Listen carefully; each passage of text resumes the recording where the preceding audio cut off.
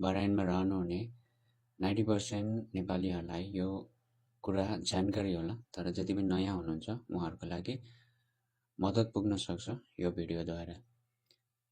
आज म तपाईहरुलाई शेयर गर्न लागिरहेको छु आफ्नो मोबाइलबाट कसरी ट्राफिक फाइन भर्ने भन्ने जानकारी गराउन लागिरहेको छु।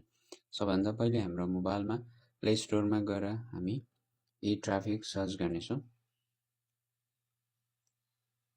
ई ट्राफिक एप्स तपाईहरुले डाउनलोड गर्नुपर्ने हुनेछ। मेरोमा चाहिँ अलरेडी डाउनलोड छ र तपाईहरुकोमा चाहिँ डाउनलोड गर्नु भएको छैन भने इन्स्टल भनेर अप्सन देखाउनेछ। तर मेरोमा चाहिँ डाउनलोड भइसकेको कारण ओपन भन्ने अप्सन आएको छ र हामी यो एप्स डाउनलोड गरिसकेपछि एप्सलाई ओपन गर्नेछौं। यसरी इन्टरफेस खुलेर आउनेछ जहाँ चाहिँ तपाईको धेरैवटा अप्सनहरु दिएर आउनेछ। तर हामीले भ्यालुएसन पेमेन्ट गर्नुपर्ने कारणले गर्दाखेरि क्विक सर्भिसमा त्यो अप्सन छ र हामी क्विक सर्भिसलाई सिलेक्ट गर्नेछौं। र यहाँ चारवटा अप्सन पाउनुहुनेछ फेरि पनि, जहाँ चाहिँ हामीले ट्राफिक भ्यालुएसन पेमेन्ट गर्नको लागि चाहिँ सबैभन्दा टपमा रहेको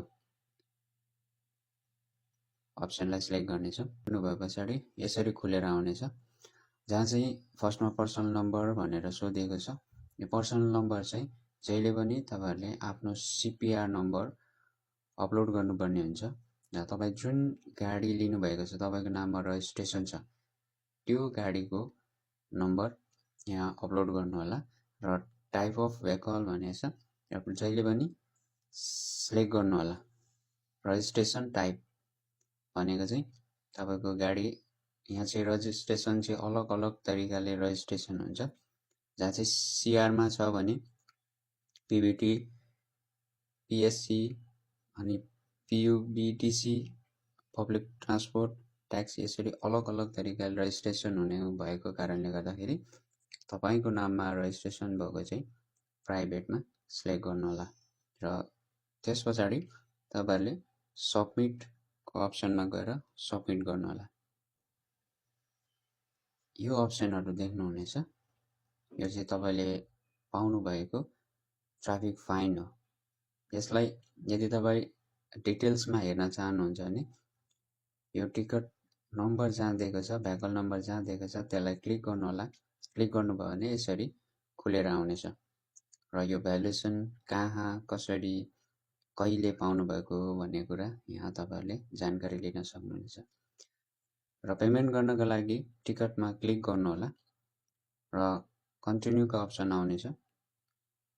यहाँ इमेल आईडी र मोबाइल नम्बर माग्नेछ। तपाईले आफ्नो मोबाइल नम्बर लगाउनु होला